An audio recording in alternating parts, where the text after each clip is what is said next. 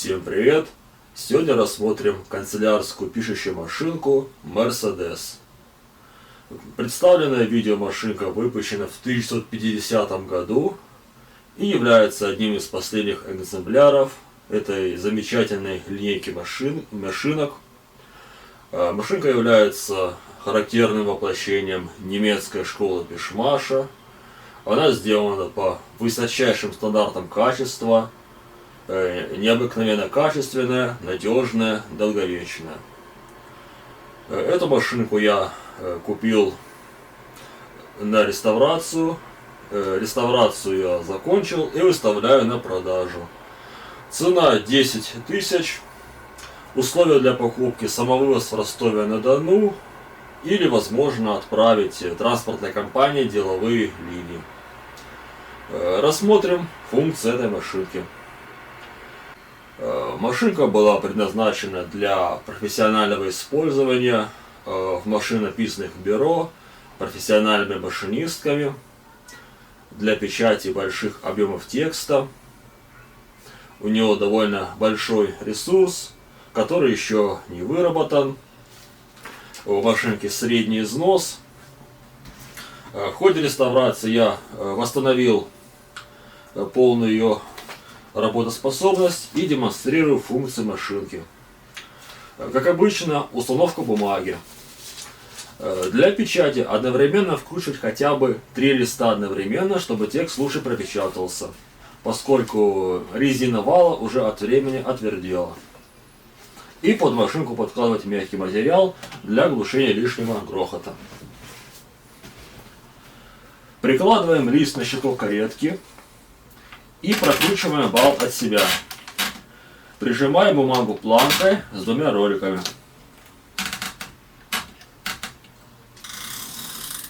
Перемещаем каретку в начало строки и можно печатать. На клавиатуре находятся все символьные клавиши.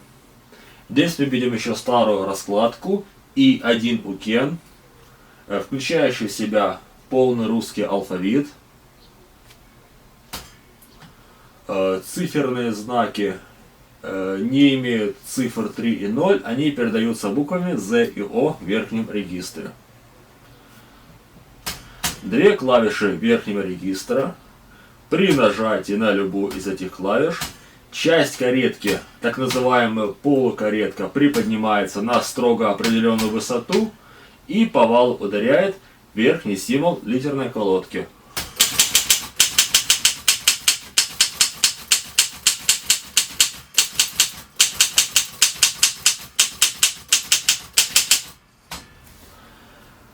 Возле левой клавиши регистра традиционно находится клавиша замка верхнего регистра. Она фиксирует полукаретку в положении верхнего регистра, что удобно при написании заголовков или материала из цифр, поскольку все цифры тоже находятся в верхнем регистре. Клавиша обратного хода, при которой каретка делает один шаг в сторону начала строки.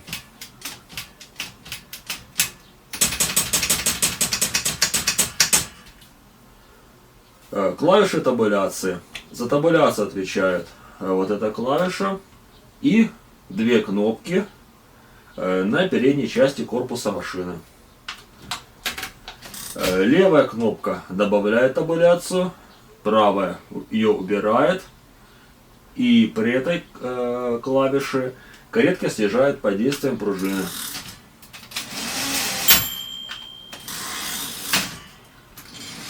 Итак, я добавляю табуляцию, нажимаю клавишу табуляции, и каретка останавливается в том месте, где сделали остановку. И эта кнопка ее табуляцию убирает.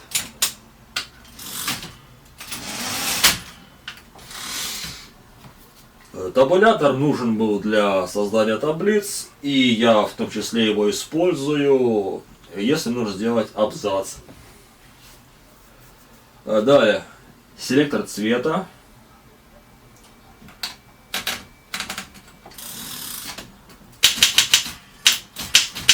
При печати лента ударяет здесь примерно посередине ленты.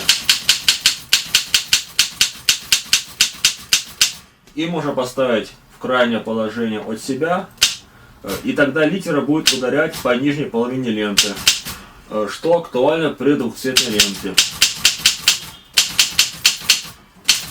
В комплекте с машинкой идет лента, обычная черная лента на 13 мм, но технически машинка требует ленту на 16. Но я здесь так приспособил, что эта лента тоже подходит. И к себе до конца, если этот рычаг переместить, то это будет холостой ход без ленты. То есть литеры ударяют просто по бумаге, лентоводитель не поднимается.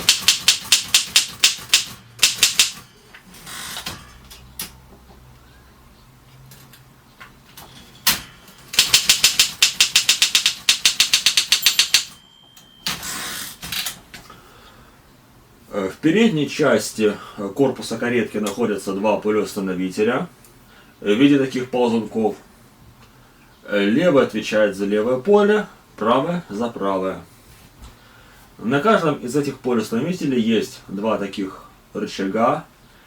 С помощью верхнего рычага их можно перемещать по всей длине строки. А нижний рычаг нужен для того, чтобы зайти за поля.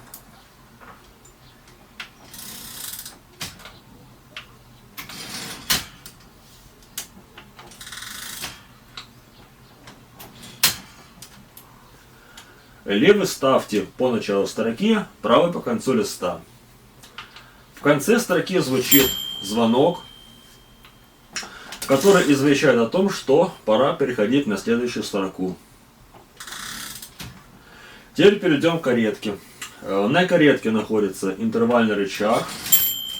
С помощью интервального рычага одним движением переходим на следующую строку. Таким образом.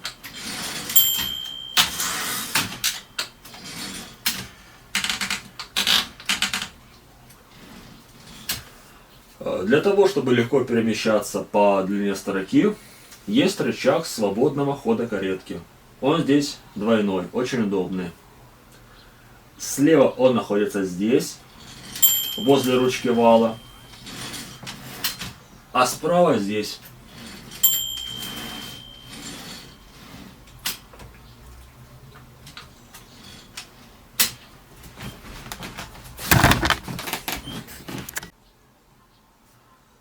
Селектор интервалов здесь пятипозиционный. При минимальном интервале вал делает 2 шага.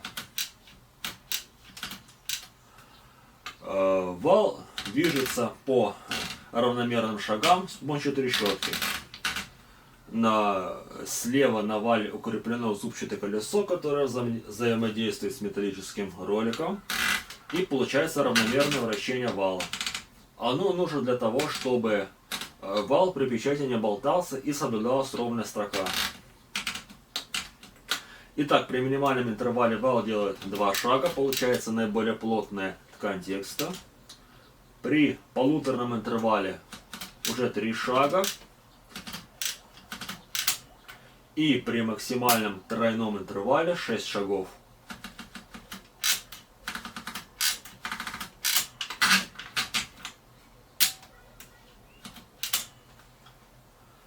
Возле установителя межосных интервалов находится рычаг свободного вращения вала, который выключает решетку. Вал вращается свободно. Эта функция была актуальна при заполнении формуляров.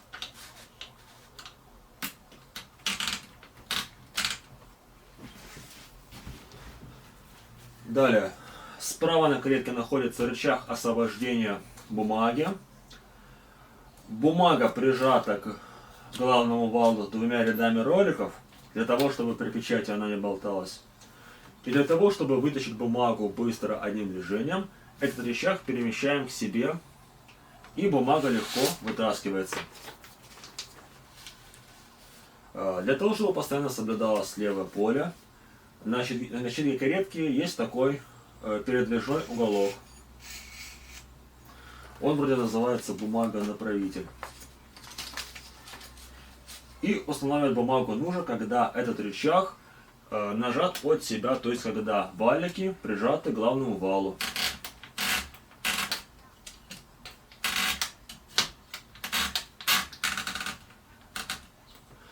И забыл сказать про вот этот рычаг на конце каретки. Он нужен для гашения всех стоп-с автобулятора.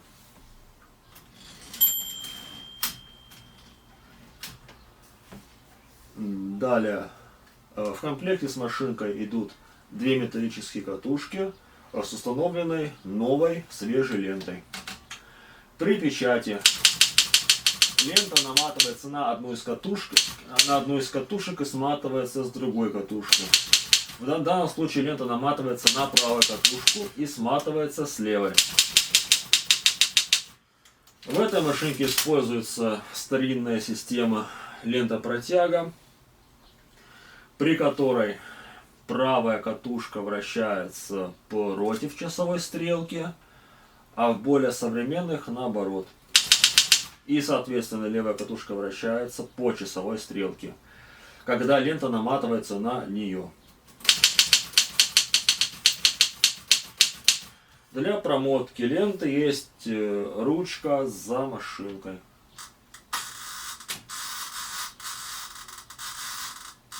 Для переключения направления ленты перемещаем эту ручку к себе или от себя. Вот сейчас лента наматывается на левую катушку, сейчас на правую.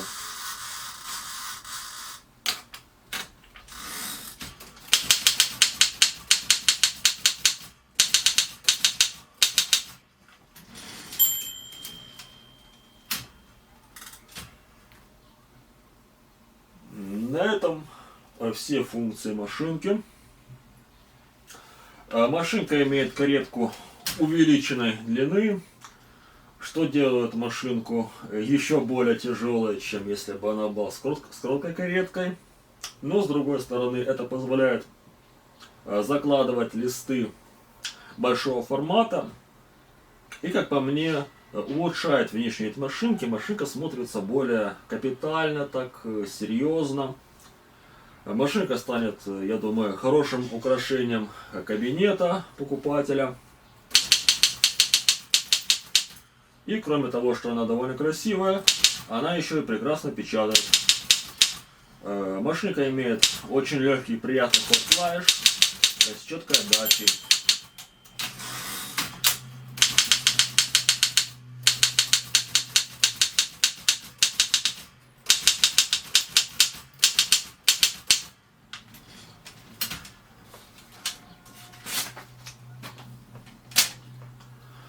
На этом все. Спасибо за просмотр. Пока.